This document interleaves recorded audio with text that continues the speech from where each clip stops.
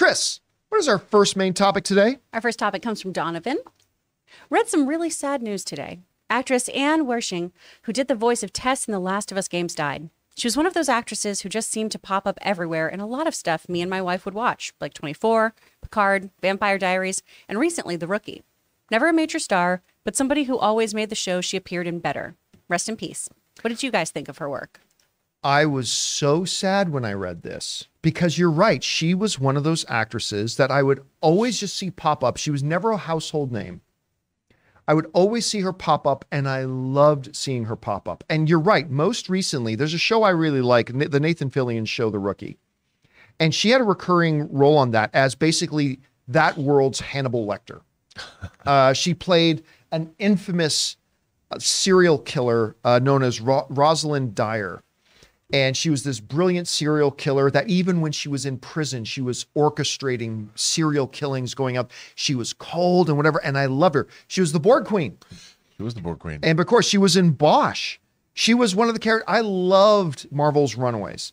That was on Hulu. At least the first couple of seasons, I really liked that.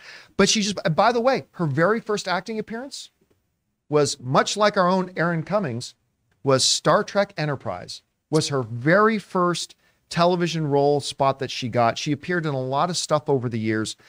And again, like for me, most recently, I was watching her on The Rookie. I love seeing her pop up in that. And this one shocked me because, you know, we talk every once in a while about the screen legends and icons who pass away, but they pass away at the age of 80 or 92, or in the case of the beloved Betty White, like 99 or whatever. This one was way too, I had no idea she was ill. Apparently, she was diagnosed with cancer in 2020, and she was doing stuff like The Rookie, like with her diagnosis. Like she knew she was dying, and she was still working and doing this. And I had no idea. As a fan and somebody who was watching, I had no idea. Really, and she was beautiful and talented and just... Anyway, I was really, really sad to read about this. Anyway, Rob, I mean, she's a frequent appearer, if you will. She's an alum of the Star Trek world on several levels. What do you think about this? I have to say, like, you know me, I've been a critic of modern Star Trek. She was tremendous as the Borg Queen. She was so good. And I watched Bosch. You know, I like Bosch because I've read Michael Connelly's books and stuff. She was great in that. She was a beautiful woman, a mother, a wife, and she was 45 years old. Yeah. And, you know, again, I have to say, I see parallels between her and Chad Boseman. You know, they both had these cancer diagnoses, and they didn't give up. You know, they didn't let that stop them from continuing on and doing great work because, you know, all of our lives are finite. And if I found out that I was going to die in 2 or 3 years, I wouldn't stop working. You know, I wouldn't stop enjoying my life.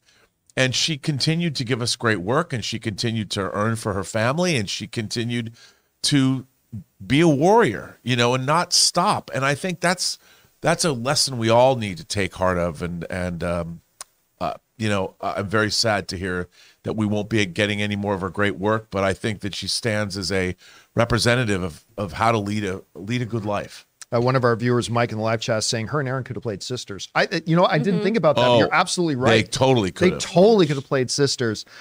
Anyway, Chris, you hear about this. What of her work stood out to you the most, and your thoughts on her passing away way too young? Now, obviously, her work as Tess, doing all the motion captures, was the voice, was just incredible. But actually, I first saw her, you know, I saw her face on camera because I was watching Runaways, because my friend Mia Topalian played the younger version of Leslie Dean on that show.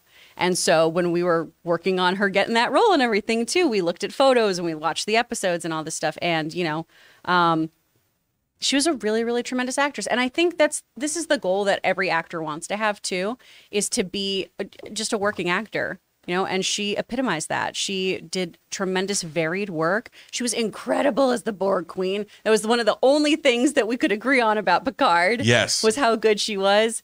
And I know she'll be very, very missed. All right, guys. Question is for you. What was your best memory of her work in this incredible actual career? One of these performers who never became a household name, but amassed for themselves a really good career, bringing a lot of great performances to us for our entertainment. How do you guys feel about this? Whatever your thoughts are, jump down to the comment section below and leave your thoughts there. Guys, we want to take a second to thank a sponsor of this video, Fume. Be smart. Don't start. Kick the habit. Put it out before it puts you out. All phrases we've heard 100 times, and yet we still continue to have bad habits. Today's sponsor, Fume, is on a mission to accelerate humanity's breakup from the bad habits that consume far too many of us. Fume is a natural diffusive device that uses plants and behavioral science to help you trade out your negative habit for a positive one. You see, Fume is not a vape. It's a non-electronic device designed to transform your negative habits. Because instead of pods filled with potentially harmful chemicals like a vape, Fume uses cores infused with plants like peppermint and cinnamon for delicious natural flavors. And Fume's new version 2 model is snappy and tactile. With an adjustable airflow dial and a magnetic end cap, your fingers will always have something to do. The device itself is really attractive, and once I popped in the core and took my first inhale of it, it tasted fantastic. Guys, the easiest way to stop a bad habit is to switch to a positive one, and Fume is designed to perfectly do just that. So head over to tryfume.com and use the promo code Campea to save 10% off when you get the Journey Pack today. The Journey Pack comes with 3 unique flavors and the new version 2 Fume to help kickstart your positive habits. That's tryfume, tryfum.com, and use the code Campea to save an additional 10% off your order today.